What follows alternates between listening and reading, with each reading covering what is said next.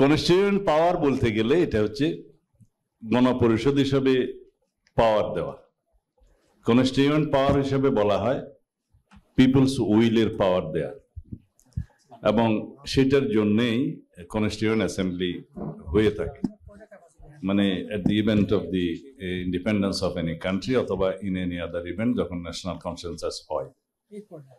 তো এখানে সেটা অ্যামেন্ডিং পাওয়ারও দেয়া আছে বলে মনে করছেন, এবং সেই ক্ষমতা বলে এই government constituent extra constitutional order অথবা কনস্টিটিউশনাল অর্ডার করতে পারে বলে একটা বক্তব্য দিয়েছেন। তো এখানে মূল কথা হলো 5th of August জনগণের অভিপ্রায় প্রকাশিত হয়েছে। তো সেই অভিপ্রায়কে কার্যকর করার জন্য আমরা সবাই সংবিধানের আশ্রয় নিয়েছি এবং আর্টিকেল 106 অনুসারে সুপ্রিম কোর্টের মতামত নিয়েছি। সেই অনুসারে সরকার গঠিত হয়েছে। মাননীয় প্রধান উপদেষ্টা এবং অন্যান্য উপদেষ্টা মণ্ডলীদের শপথ গ্রহণের জন্য সুপ্রিম কোর্ট মতামত দিয়েছে, সেই হিসাবে সরকার গঠিত হয়েছে।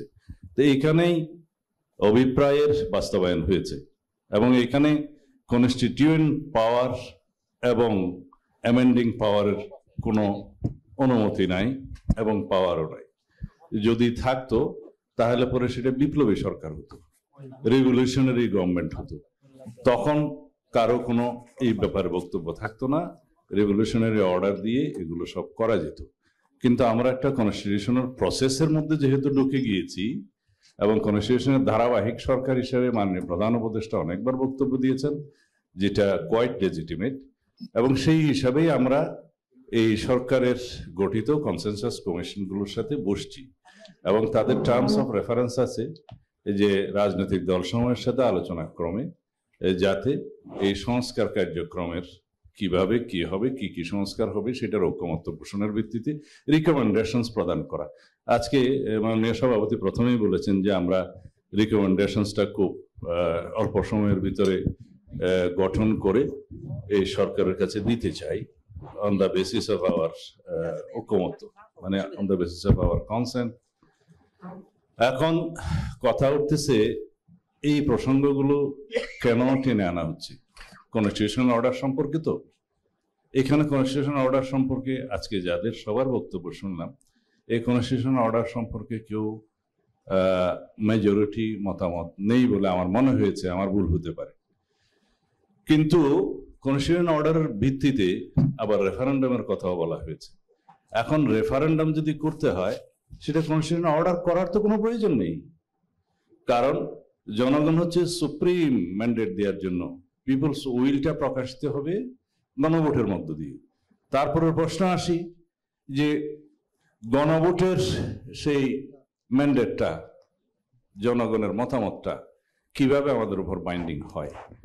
এখন অনেকে প্রশ্ন তুলেছে যে এই গভর্নমেন্টের যে লেজিটিমেসি আর্টিকেল 106 সম্পর্কে এসছে, সেটার রেফারেন্স টানতে গিয়ে আমার ভাই বলেছেন যে সুপ্রিম কোর্টের জাজমেন্ট তো 3:4 এর ভিত্তিতে একটা মতামত দিয়েছে, যেমন 13 অ্যামেন্ডমেন্টের বিষয়ে, সেটা নাল অ্যান্ড ভয়েড হয়ে গিয়েছে। এটা হচ্ছে সুপ্রিম কোর্টের প্রত্যেক বিচারকের সমান মতামত দেওয়ার অধিকার।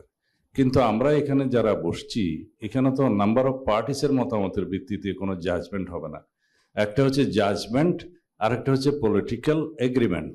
এখানে যেটা হবে সেটা পলিটিক্যাল এগ্রিমেন্ট, এবং সেটা সেই এগ্রিমেন্টটা জাজমেন্টের সাথে তুলনা করা ঠিক হবে না। এই জন্যই আমি রেকর্ডগুলো রাখতেছি, কারণ আরও একটা বিষয় এসছে যে নোট অফ ডিসেন্টের ক্ষেত্রে মেজরিটির মতামতের ভিত্তিতে নোট অফ ডিসেন্টটাকে আমরা এটা ওভার রুল করতে পারি কিনা। না, এটা হচ্ছে একটা পলিটিক্যাল এগ্রিমেন্ট যে যারা ম্যান্ডেট প্রাপ্ত হবে তারা তাদের নোট অফ ডিসেন্ট অনুসারে যাবে। সেটা অঙ্গীকার নামে সংযুক্ত করার জন্য আমি মাননীয় সভাপতিকে অনুরোধ করেছিলাম, হয়তোবা সেটা অঙ্গীকার নামায় আসতে পারে। তো সেই জন্য নোট অফ ডিসেন্টের এটা মেজরিটির ভিত্তিতে কখনো ওভাররুল করা যাবে না। এখন বিষয় হচ্ছে গণভোট 106 এবং কনস্টিটিউয়েন্ট অ্যাসেম্বলি হিসাবে নেক্সট পার্লামেন্টে নূতন সংবিধান গ্রহণ করা যায় কিনা, এবং এই গণভোটের রায় কতটা বাধ্যতামূলক। এই চারটা আমরা ফ্যাক্ট ইন ইস্যু হিসেবে ধরতে পারি। ব্যারিস্টার সাহেব, ঠিক আছে? আমরা ফ্যাক্ট ইন ইস্যু হিসেবে এই চারটা বিষয় ধরতে পারি। 1, কনস্টিটিউশনাল অর্ডার; 2 রেফারেন্ডাম, 3 রেফারেন্ডামের ফলাফল বাইন্ডিং কিনা, 4 নিউ কনস্টিটিউশন ফর্ম করার অধিকার এই গণভোটের মাধ্যমে দেয়া যায় কিনা, 4th এই পার্লামেন্ট সিমালটেনিয়াসলি 2টা ফাংশন করতে পারে কিনা। আমার মনে হয় 4টা না 5টাই বলেছি ফ্যাক্ট এন্ড ইস্যু। যদি আমাকে সময় দিয়ে থাকেন, আমি আপনাদের বিরক্তির উদ্রেক না করে 5টা ইস্যু অ্যাড্রেস করতে চাই, আপনাদের সময় যদি থাকে। কারণ অনেক সময় আপনারা দীর্ঘ বক্তৃতার সময় একটু বিরক্ত হয়ে যান, সেই জন্য আগে একটু অনুমতি নিচ্ছি। আচ্ছা, ঠিক আছে, এলাউড। তাইলে মনে রাখতে হবে যেন আমাদের ধৈর্যতাটা থাকে। 1 নম্বর হচ্ছে কনস্টিটিউশন অর্ডার জারি করার কোনো এখতিয়ার, কনস্টিটিউয়েন্ট পাওয়ার এই গভর্নমেন্টের নাই, অ্যামেন্ডিং পাওয়ার এই গভর্নমেন্টের নাই। সেই জন্যই এইখানে কনসেনসাসের ভিত্তিতে রিকমেন্ডেশনস দেওয়ার জন্য আমাদেরকে ডাকা হয়েছে। যদি তাই থাকতো, কোনো ডিসকাশন ছাড়া সেই কনস্টিটিউয়েন্ট পাওয়ার, অ্যামেন্ডিং পাওয়ারটা অ্যাপ্লাই করতে পারতেন এই গভর্নমেন্ট, সেটা শেষ। দ্বিতীয় হচ্ছে 106 অনুসারে আমরা সুপ্রিম কোর্টে যেতে পারি কিনা। এখানে আমার ভাই বলেছেন যে 106-এর যে মতামতটা সেটা বাধ্যতামূলক নয়, কারণ 106-এর মতামতটা বাধ্যতামূলক কার উপর? 106 যে চান তার উপর। প্রেসিডেন্ট রেফারেন্স পাঠালে প্রেসিডেন্টের কাছে সেই মতামতটা 106 অনুসারে যাবে, এবং প্রেসিডেন্ট সেটা মানবেন কি মানবেন না সেই অপশন প্রেসিডেন্টের। কিন্তু প্রেসিডেন্ট কি শুধু 106-এ পাঠায়? প্রেসিডেন্ট তো একটা জাতীয় ইস্যু সৃষ্টি হলে যার কোনো আইনি ব্যাখ্যা সংবিধানে থাকে না, সেই বিষয়টার ব্যাখ্যার জন্যই তো সুপ্রিম কোর্টের কাছে যায়। আমি কনস্টিটিউশন অর্ডারের ক্ষেত্রে বলেছিলাম, যদি কনস্টিটিউশন অর্ডার নিতে হয় সেই বিষয়টা আগে সুপ্রিম কোর্টের কাছে জানাতে হবে, তাদের মতামতটা নিতে হবে। এই জন্যে যে কনস্টিটিউশনাল অর্ডারটা যারা করবে সেই অথরিটিটা তাদের আছে কিনা একটা প্রথম কোয়েশ্চেন হবে। দ্বিতীয় হচ্ছে সেই কনস্টিটিউশনাল অর্ডারটা জনগণ বা জুডিশিয়ারি মানতে বাধ্য কিনা, সেই কোয়েশ্চেনটা তাদের কাছে যেতে হবে। তৃতীয় হচ্ছে কোনো প্রাইভেট ইন্ডিভিজুয়ালস, এনি সিটিজেন যখন এটা চ্যালেঞ্জ করবে তখন সেটা কোর্ট কি বলবে। এই 3টা প্রশ্নের জন্য সেখানে আমরা যাওয়ার জন্য অনুরোধ করেছিলাম। এখন যদি সেই বিষয়ে একমত না হয়, নাই, কারণ 106-এ তখন আর পাঠানোর প্রয়োজনই হবে না। আমিও মনে করি 106-কে এখানে আর টেনে নিয়ে আসারও প্রয়োজন নাই। তাইলে গেল 2 নম্বর ইস্যু। হ্যাঁ হ্যাঁ, তা ঠিক আছে, তাহলে দিতে পারেন, কেউ দেয় না কিন্তু। যাই হোক, কারণ এখন আমরা আসি রেফারেন্ডামটা আমরা কিসের ভিত্তিতে যাব? রেফারেন্ডামটা যাব যদি আমরা এখানে জুলাই জাতীয় সনদ 2025টা প্রণীত হয় এবং সেটার বাস্তবায়নের ক্ষেত্রে কোনো রকমের কোনো ম্যান্ডেটের অভাব না হয়, জনগণ সেটা যাতে সমর্থন করে কি করে না সেটার অনুমতি নেওয়ার জন্য। যেহেতু আমাদের আর্টিকেল 7 অনুসারে জনগণই হচ্ছে সকল ক্ষমতার উৎস রাজনৈতিক, এবং যেহেতু তারাই সার্বভৌম, এবং যেহেতু সার্বভৌম পার্লামেন্টে তারাই গঠন করবে তাদের মতামতের ভিত্তিতে, সেই একই দিনে যদি আরেকটা ব্যালটের মাধ্যমে সেই জনরায়টা আমরা নিতে পারি, এই জুলাই জাতীয় সনদ বাস্তবায়ন করাটা তাদের উপরে বাধ্যতামূলক হবে এবং সার্বভৌম ক্ষমতার একটা রায় সেখানে প্রতিফলিত হবে। তখন প্রশ্ন আসবে, এই যে আমরা ঐক্যমতের ভিত্তিতে জুলাই জাতীয় সনদ গ্রহণ করলাম, including the constitutional provisions to be amended there, সেই বিষয়গুলোতে আর কোনো অথরিটি তখন হস্তক্ষেপ করতে পারবে না, ইনক্লুডিং দি জুডিশিয়ারি, কারণ জনগণের সার্বভৌম মতামতের ভিত্তিতেই সেইটা ম্যান্ডেট দেয়া হচ্ছে পরবর্তী পার্লামেন্টকে যে এইটা বাস্তবায়ন করতে হবে, দিস ইজ পিপলস উইল, সেটা এক্সপ্রেসড হয়ে গেল। এখন কেউ কেউ বলছে যে সেই অ্যামেন্ডমেন্টটা 18th অ্যামেন্ডমেন্ট হলে পার্লামেন্টে সেই অ্যামেন্ডমেন্টের পরে যে ভবিষ্যতে সেটা পরিবর্তন করতে পারবে না, সেটার গ্যারান্টি কি? এখানে আমার প্রশ্ন হচ্ছে, যদি আমরা গণপরিষদ বা সংবিধান সংস্কার পরিষদ বা অন্য যে কোনো নামেই দিই নতুন সংবিধান গ্রহণ করার জন্য, সেটা কি পরবর্তী পার্লামেন্ট বা একই পার্লামেন্টে কি আবার অ্যামেন্ডেড হতে পারে না? অবশ্যই পারে।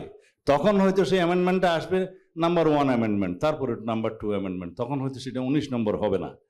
এগুলার সব কিন্তু বিবেচনায় রেখেই আমরা বলছি যদি রেফারেন্ডামটা ওই দিন হয় এবং জনগণ যদি পক্ষে দেয়, এই জুলাই জাতীয় সনদ যেভাবে গৃহীত হচ্ছে সেটা ইমপ্লিমেন্ট করার জন্য এইটা একটা পার্মানেন্ট নেচার হবে যে এটা জনগণের রেফারেন্ডামের রায়ের ভিত্তিতে এই অ্যামেন্ডমেন্টগুলো গৃহীত হয়েছে।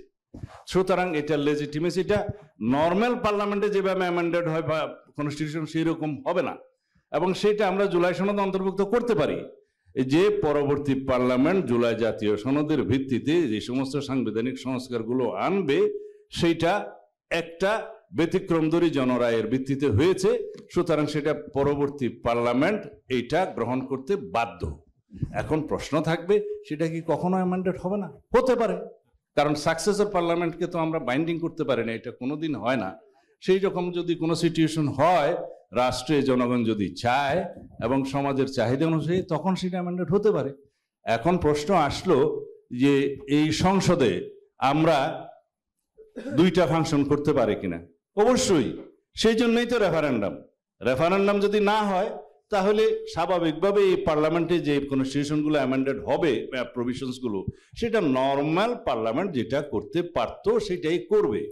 কিন্তু এখানে এম্পাওয়ার করা হচ্ছে জনগণের পক্ষ থেকে যে আপনারা এগুলোই করবেন, এটা আমাদের রায়। সুতরাং সেই পার্লামেন্ট ইচ্ছা করলে তার মেজরিটির ভিত্তিতে সেই সংবিধানটা তাদের মতো করে অ্যামেন্ডেড করতে পারবে না, এই জনরায়ের ভিত্তিতেই করতে হবে। এখানেই হচ্ছে পাওয়ারটা, এখানেই হচ্ছে রেফারেন্ডামের পাওয়ারটা। তো সুতরাং আমরা এখন একটা সলিউশনে আসতে পারি, যেহেতু আপনারা কনস্টিটিউশন পাওয়ার দিয়েছেন বলে একটা মজা করেছেন। সেই সলিউশন হচ্ছে আমরা একটা ঐক্যমত্যে আসি। জুলাই জাতীয় সনদটা যেভাবে গৃহীত হয়েছে উইথ নোট অফ ডিসেন্ট, যে যে যে দলগুলো নোট অফ ডিসেন্ট দিয়েছে তারা যদি ম্যান্ডেট পায় সেটা তাদের মতো করে বাস্তবায়ন করবে, এবং সেইটাতে আমরা অলরেডি কিছু প্রভিশনে তো স্পেসিফিক উল্লেখ করে দিয়েছি আর্টিকেল 70-র মতো। কিন্তু যেই ইয়াটা স্বাক্ষরটা সই হবে, মানে জুলাই সনদটা যেভাবে সই হবে এবং যে অঙ্গীকারনামাটা যেভাবে সই হবে, সেটার ভিত্তিতে আমাদের রেফারেন্ডামের কোয়েশ্চনটা প্রণীত হইতে হবে। রেফারেন্ডামের প্রশ্নটা কিভাবে হবে? যে জুলাই জাতীয় সনদ 2025-এ গৃহীত বা স্বাক্ষরিত বা ঐক্যমত্যের ভিত্তিতে স্বাক্ষরিত এই সনদের বাস্তবায়নের পক্ষে জনগণ হ্যাঁ বা না বলবে। আশা করি সারা জাতি সংস্কার চায়, তারা হ্যাঁই বলবে, আশা করি। তো সে তখন সেই কনস্টিটিউশনাল প্রভিশনটা, অন্যান্য বিষয়ে তো আপনারা এখনই ইমপ্লিমেন্ট করতে সবাই মতামত দিয়েছে অর্ডিন্যান্স এবং অন্যান্য কিছুর মাধ্যমে, শুধু কনস্টিটিউশনাল প্রশ্নটার বিষয়ে জিজ্ঞেস করলেই হবে যে সংবিধানের এই সমস্ত মৌলিক সংস্কারের বিষয়ে জুলাই জাতীয় সনদে ঐক্যমতের ভিত্তিতে গৃহীত এই মতামতের পক্ষে জনগণ আছে কি নাই, হ্যাঁ বা না বলুন, সংক্ষিপ্ত একটা ব্যালট। তাতে করে রেফারেন্ডামের পারপাসটাও সার্ভ হবে। একই দিনে সেই রেফারেন্ডাম হওয়ার কারণে সেই পার্লামেন্টে বাইন্ডিং হয়ে যাবে জনরায়ের প্রেক্ষিতে, পার্লামেন্টকে এখানে বাইন্ডিং করার জন্যই রেফারেন্ডামটা, আর না হলে তো সেই পার্লামেন্ট তার ইচ্ছা মতোই করতে পারে।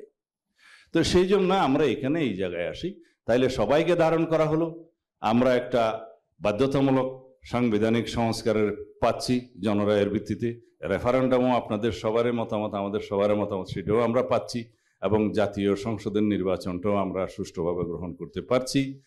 সেই জাতীয় সংসদে এটা গৃহীত হওয়ার পরে যেহেতু আমাদের এখানে কিছু আর্টিকেলকে টাচ করতে হচ্ছে যেগুলোর জন্য রেফারেন্ডাম জনগণের প্রয়োজন, যেহেতু 142 ইন প্লেস হয়েছে by the high court verdict by now, তখন আমাদেরকে আবার একটা রেফারেন্ডামে যেতে হবে।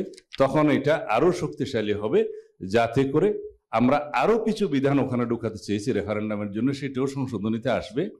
সেগুলো পরিবর্তনের জন্য ভবিষ্যতে আমরা গণভোটের ব্যবস্থা করতে হবে বাধ্যতামূলকভাবে। যেমন আমরা আর্টিকেল 58 ক এবং ক2 পরিচ্ছেদ সহ আমরা এখানে অন্তর্ভুক্ত করার প্রস্তাব দিয়েছি, যাতে করে তত্ত্বাবধায়ক সরকারের বিধানেও কেউ আর খুব সহজে হাত না দিতে পারে। তো সুতরাং এই বিষয়গুলো সবই ডিসাইডেড হবে ওই রেফারেন্ডামের মধ্য দিয়ে, এবং জাতীয় সংসদের নির্বাচন রেফারেন্ডাম একই দিনে হলে আমাদের জন্য আরো একটি সুবিধা হবে যে আরেকটা বিশাল জাতীয় সংসদের মতো আরেকটা আয়োজন তার আগে করতে হচ্ছে না। ফলাফল তো একই, আগে রেফারেন্ডাম হলো ফলাফল একই, পরে একই দিনে রেফারেন্ডাম হলো ফলাফল একই, একটাই তো, জনগণ সংস্কারের পক্ষে, জাতীয় সনদের পক্ষে মতামত দিচ্ছে কি দিচ্ছে না।